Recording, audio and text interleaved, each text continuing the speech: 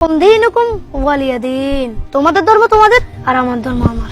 আমি আরো তোদের জন্য সন্দেশ প্রসাদ রাখছিলাম, আর তোরাও তোদের পূজায় আমাদের প্রতিপালক আল্লাহর সাথে শিরিক করিস। এই জন্য তোদের পূজায় আমাদের যাওয়া নিষেধ। তার মানে কি তোরা আমাদের ধর্মকে হিংসা করিস?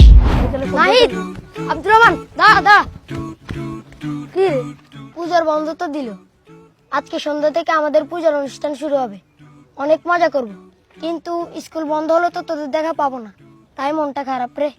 আরে প্রদীপ, মন খারাপের কি আছে? মাত্র কয়টা দিনে তো। হ্যাঁ, নাহিদ তো ঠিকই বলছে, এক সপ্তাহ পরে তো আবার দেখা হবেই। আচ্ছা, একটা কাজ করলে কেমন হয়? পূজাতে তোদের দাওয়াত রইলো, তোরা আমাদের বাড়িতে চলে আসিস, তোদেরকে নিয়ে অনেক মজা করব। আচ্ছা, তাই হবে, আমরাও যাবো তোদের পুজোতে। কি বলিস নাহিদ? আমি যেতে পারি কিনা সে না রে, আমার বড় ভাই মনে হয় না যেতে দিবে। আরে দিবে না কেন? তোরা তো পূজা করবি না, শুধু দেখবি। আরে দিবে দিবে, না দিলে তুই চুরি করে চলে আসিস, আমি রাস্তার মোড়ে তোর জন্য অপেক্ষা করব। আচ্ছা ঠিক আছে, তুই আমার জন্য অপেক্ষা করিস, আমি সময় মতো চলে আসবো। ওকে। নাহিদ, এত তাড়াহুড়ো করে কোথায় যাও? আমার একটা কিন্তু ক্লাসমেট আছে, আমাকে আর আব্দুর রহমানকে ওদের পূজাতে দাওয়াত দিছে। আচ্ছা আমরা সবাই যাব, মানে ওদের পূজা দেখতে যাবো আর কি। আচ্ছা নাহিদ, বলো তো পূজা কাদের উৎসব? হিন্দুদের। হিন্দুদের। মুসলমানদের উৎসব কি কি? ঈদুল ফিতর আর ঈদুল আজহা। তোমার হিন্দু বন্ধু কি কখনো আমাদের ঈদুল আজহা আসছিল? না। তাহলে তুমি কেন তাদের উৎসবে যাবা? আমরা আমাদের কোরবানিতে যে গরু জবাই করি তাকে তারা কি বলে ডাকে জানো? জি জানি, মা বলে ডাকে। ওরা জানে ওদের মাকে জবাই করা হচ্ছে, তাই ওরা কোরবানিতে আসে না। আর তুমি জানো না পূজাতে ওরা আল্লাহর সাথে শিরক করে? তাহলে তোমরা কেন সেখানে যাবা? ভাইয়া, আমরা তো পূজা করতে যাব না, প্রদীপ দাওয়াত দিছে তাই যাব। তোমরা পূজা করবে না, সিজদা করবে না, ঠিক আছে, কিন্তু যেখানে আল্লাহর নামে শিরক হয় সেখানে যদি আল্লাহ তৎক্ষণাৎ আযাব অথবা গজব নাজিল করে, তখন কে আযাব গজব দেখবে? তোমরা কি পূজা দেখতে গেছো না পূজা করতে গেছো?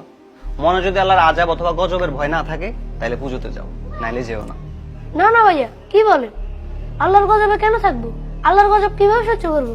এবং সেখানে কিন্তু গান বাজনা হবে, যেটা ইসলামে কঠোরভাবে নিষেধ। আল্লাহকে ভয় করো, মনে রাখবা আল্লাহর সামনে কিন্তু একদিন আমাদের সবাইকে উপস্থিত হতে হবে। তখন কি জবাব দিবা? আল্লাহ যদি বলে আমার নামে এখানে শিরিক হচ্ছিল, তুমি এখানে কেন গেছো, তখন কি বলবা বলো তো? আচ্ছা ঠিক আছে ভাইয়া, আমি যাব না। আচ্ছা ঠিক আছে, যাও ঘরে যাও। আচ্ছা। নাহিদ, এই নাহিদ, তুই বেটা কালকে আমার সাথে এমনটা না করলেও পারতিস। তুই আমাকে এতক্ষণ পর্যন্ত দাঁড় করায় রাখছস, আমি সন্ধ্যা পর্যন্ত তোর জন্য অপেক্ষা করছি। দোস্ত, আমার ভাই আমারে বুঝাই বলছে মুসলমানরা কেন পূজা যাওয়া নিষেধ। নিষেধ? কিন্তু কেন নিষেধ বলতো? তাইলে শুন। নাহিদ, আব্দুর রহমান, দা কি রে, তোরকে এত করে বললাম পূজা আসতে, তোর আসলি না কেন? প্রদীপ, সরি রে, আমাদের নিষেধ ছিল। কিসের নিষেধ? কে নিষেধ করছে? আমি আরো তোদের জন্য সন্দেশ, বিভিন্ন রকমের ফল প্রসাদ রাখছিলাম, তোরা আসবি, মজা করব, কিন্তু তোরা আসলি না। এটা হইলো? তা বল, কে মানা করছে আসতে না? আমাদের ধর্মে নিষেধ আছে রে। আমরা যেমন কোরবানি দিয়ে তোদের ধর্মের গুরুত্বপূর্ণ একটা পশুকে জবাই করি, এই জন্য তোরা আমাদের উৎসবে আসিস না। আর তোরাও তোদের পূজায় আমাদের প্রতিপালক আল্লাহর সাথে শিরিক করিস, এই জন্য তোদের পূজায় আমাদের যাওয়া নিষেধ। শিরিক? শিরিক আবার কি? আল্লাহর সাথে কাউকে মিলানোই হচ্ছে শিরিক।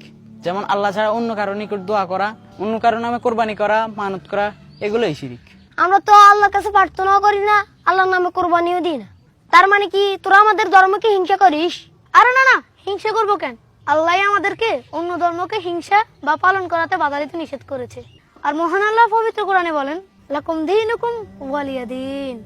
তোমাদের ধর্ম তোমাদের আর আমার ধর্ম আমার। ও আচ্ছা, সুন্দর তো। লাকুম দিন, তারপর কি জানি? লাকুম দীনুকুম ওয়ালিয়াদিন।